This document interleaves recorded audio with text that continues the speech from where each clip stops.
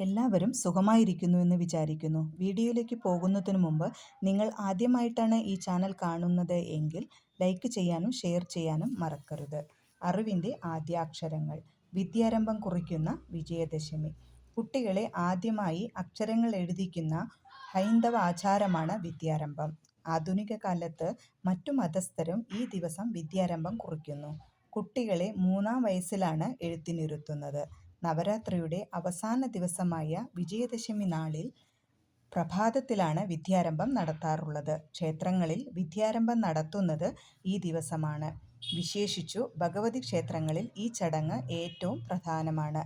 സാധാരണയായി ഗണപതിയെയും പിന്നീട് സരസ്വതിയെയും പ്രാർത്ഥിച്ച ശേഷം ഓം ഹരി ശ്രീ ഗണപതയേ നമ എന്ന് നാവിലെഴുതിയാണ് വിദ്യാരംഭം നടത്താറുള്ളത്.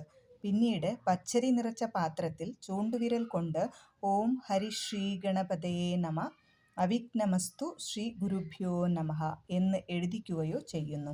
മറ്റുള്ളവർ ഭഗവതിക്ക് മുൻപിൽ പൂജ വച്ച തങ്ങളുടെ തൊഴിൽ വസ്തുക്കൾ എടുത്തുപയോഗിച്ചു തുടങ്ങുന്നു.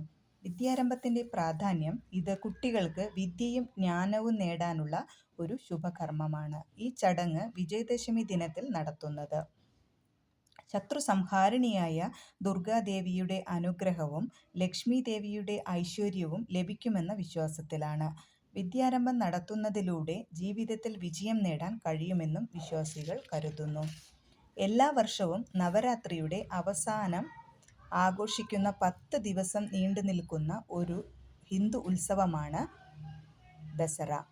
തിന്മയുടെ മേൽ നന്മയുടെ വിജയത്തെ സൂചിപ്പിക്കുന്ന രാവണനെതിരെ ശ്രീരാമൻ നേടിയ വിജയത്തെ അടയാളപ്പെടുത്തുന്നതിനാണ് ദസറ ആഘോഷിക്കുന്നത്.